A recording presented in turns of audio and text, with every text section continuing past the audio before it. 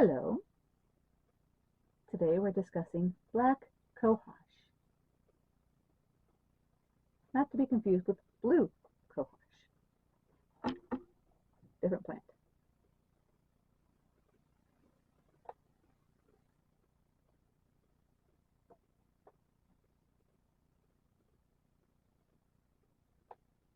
So apparently it has no other names. I don't believe there's commonly allergies to this family of plant, so I'll skip that portion. Wow. This guy grows 8 to 9 feet tall. Has creamy white flowers that grow in spike shapes.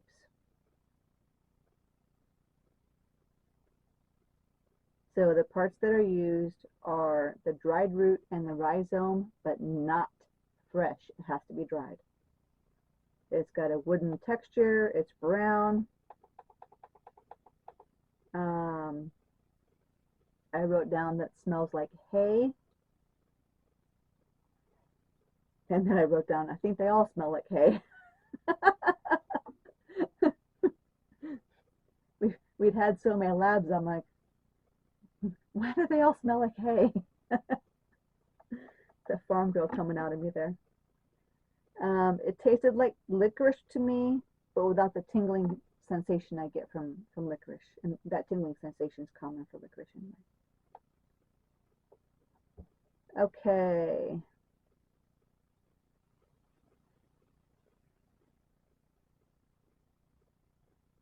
What in here do you recognize? Well, it's got tannins in it. That's what's required in your pickles to make them crisp. Don't make pickles without the tannins. Triterpene glycerides, and there's a few of them in there. Those are the main things there.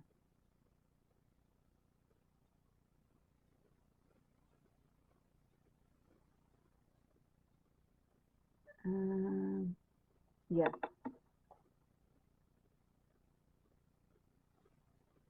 Long chain fatty acids, caffeic acid.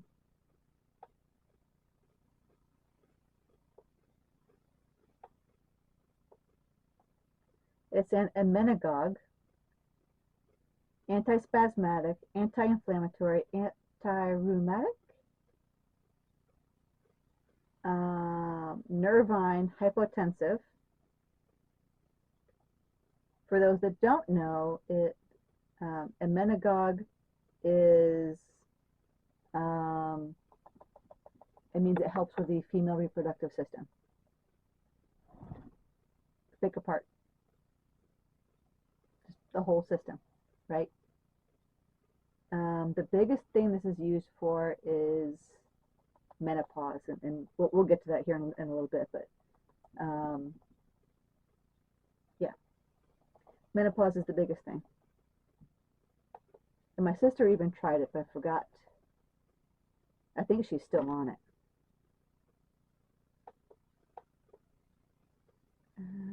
We did the antispasmodic, right? Yep.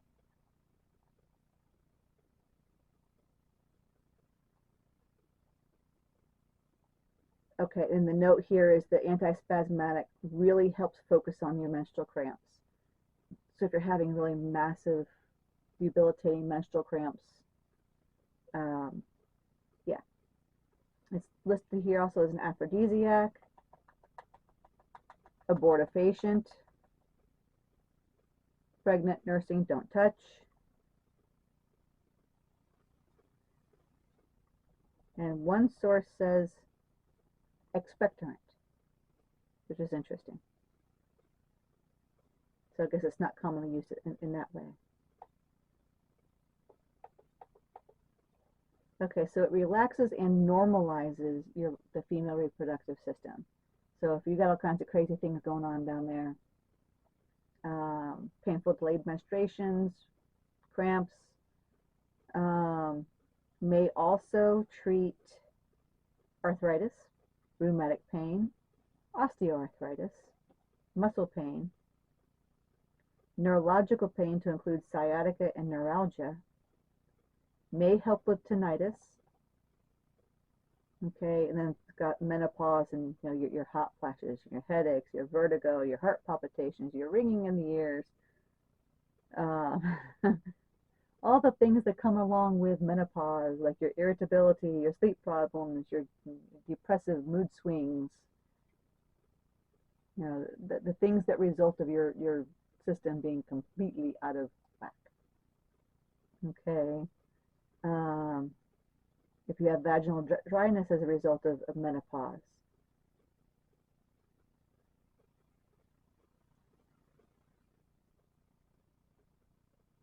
Okay, and actually this source even states that the evidence on this herb for being good for the vaginal dryness due to menopause is, it's inconclusive at the time of this writing, but 6 months may be effective of use, right? So don't use it for 2 weeks and go, it doesn't work for me, and move on to something else. Understand that it takes a long time to tear down your body. And yes, prescription medications can work fast, but they aren't repairing your body. All they're doing is covering up your system, or your symptoms. So if you actually want to fix your body, get your body working correctly, you have to use the herbs. Okay. Now, obviously, if you're suffering, you may want to do the herbs and the medicine. Just play with the dosing a little bit so you're not getting too much of what you need. But especially this one's actually pretty potent when it comes to the female reproductive system. So you may not want to do a mixture on this one.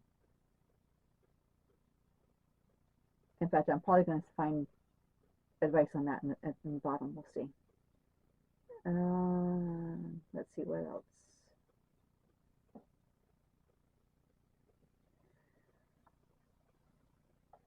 Huh. It's got fever, sore throat, cough, and mild diuretic listed here. And that comes from the school textbook.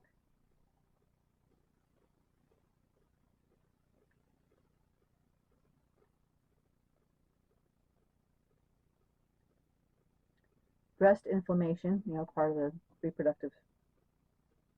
Yeah. Polycystic ovarian syndrome. Again. Yeah. If it's got something to do with the female reproductive system, yeah. But there are problems with using this herb. We'll get to that here in a minute. Okay, we need formulary that is not copywritten.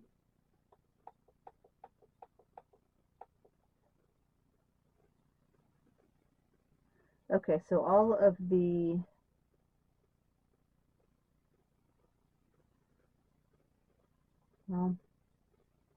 there's a lot of tinctures on here, and I don't want to tell you guys how to do tinctures without actually showing you that one.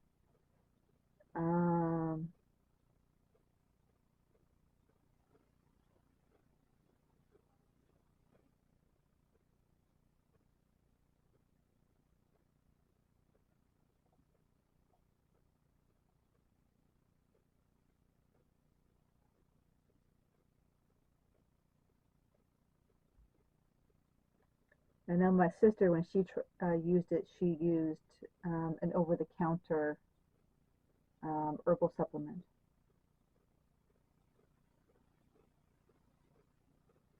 Okay, there's a tea on here from the powdered root that is 1 to 2 grams of the powder. That'd probably be the best option.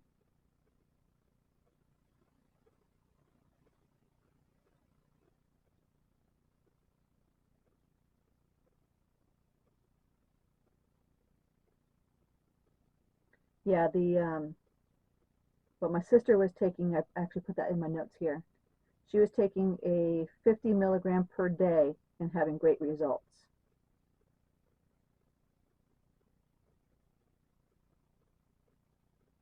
which means a tea from 1 to 2 grams is stronger than the pill she was taking, right?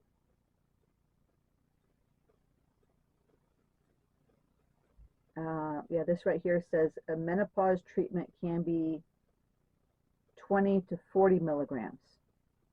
So she was taking it at 50 milligrams, right? So she's taking a stronger dosage than what's recommended right here.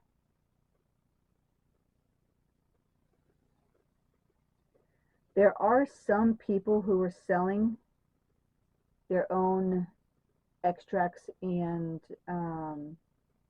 tinctures. I don't know if this specific one is out there, but you may want to go to various herbal places and see if you can find those things there, the pre-made tinctures and extracts, and use those as directed. But I'm not going to teach you how to make those right now. I don't have the stuff to do that right now. Again, it's all in storage.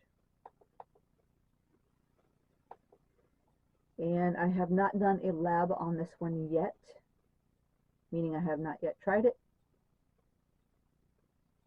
My my reproductive system is working just fine. I don't want to dork it up. This is on the endangered species list for the United States. Okay? This is why it works.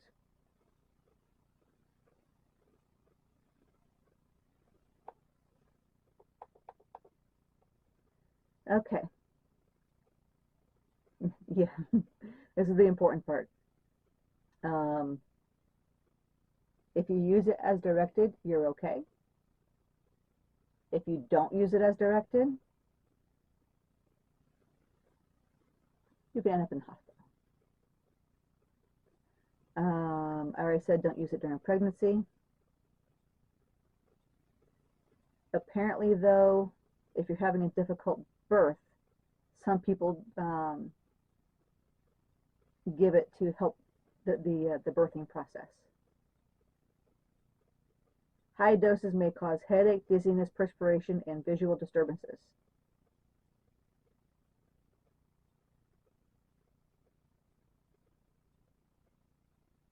Okay. 5 grams of the herb or 12 grams of the fluid extract can cause nausea, vomiting, violent headache, vertigo, joint pain, red eyes, weak pulse, visual and nervous disturbances. Okay?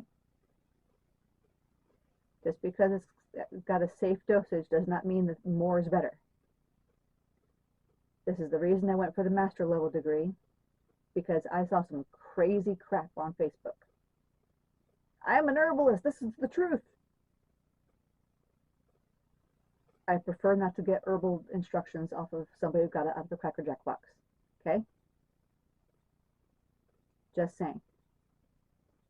Just because one dose is safe and good and effective does not mean you can take as much of it as you want to. When it comes to this herb, it means business. Okay?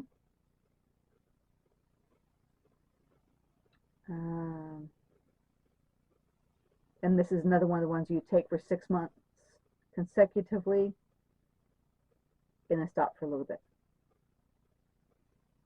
Use it up to 6 months. Pause, break, and then go back to it.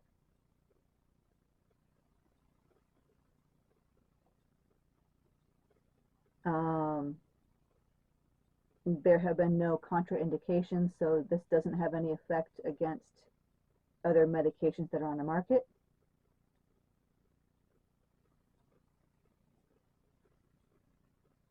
We've already said don't take when pregnant.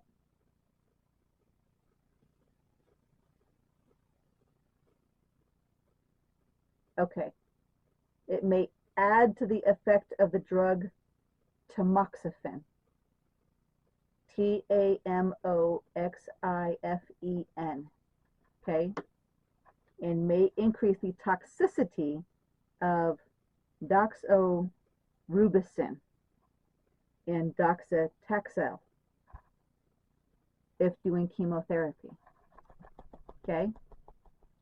So for chemotherapy, those two are DOXORUBICIN and DOCETAXEL. Okay? So if you're on chemotherapy and you're using one of those two things, it'll increase your toxicity of those two things. Okay? Don't take it if you're doing that. May also interact with drugs that are metabolized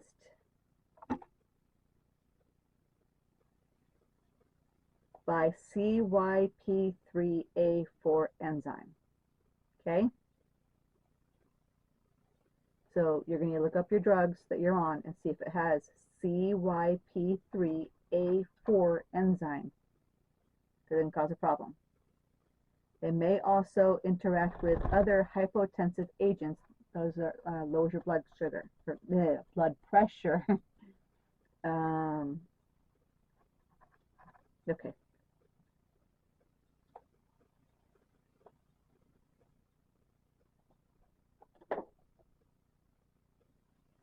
Oh,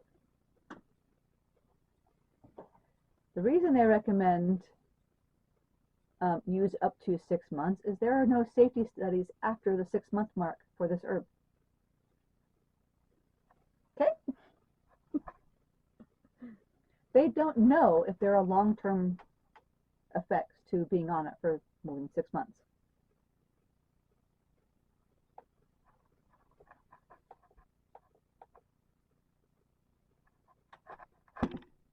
Okay.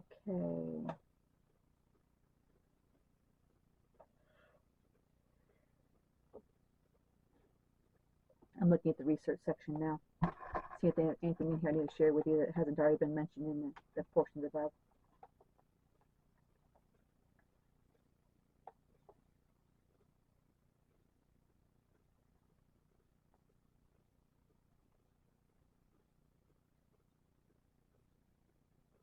Yeah. One of my favorite books, which I wish I had here,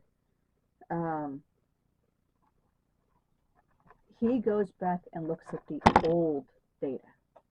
Okay, so the very first thing in here, he refers to a scientific journal dated 1931. This article is the testimony of a doctor's first-hand experience from 1823. Okay, so 100 years later, a journal article was written about him. And of course, I didn't write the thing down. I wrote the page numbers down for me to go back and reference it. But apparently, this doctor in 1823 says that Black Cohosh is good for all lung issues, literally all. By his testimony, he was very sick. Sounds like pneumonia to me, but I can't be sure since I've never had it and I've never seen it in anyone. He stated this expectoration was pus-like. He used Black Cohosh for a year and discontinued the use of all other medications and was revitalized. So I guess you got 1 year, right? But that's not any study on the menstrual stuff.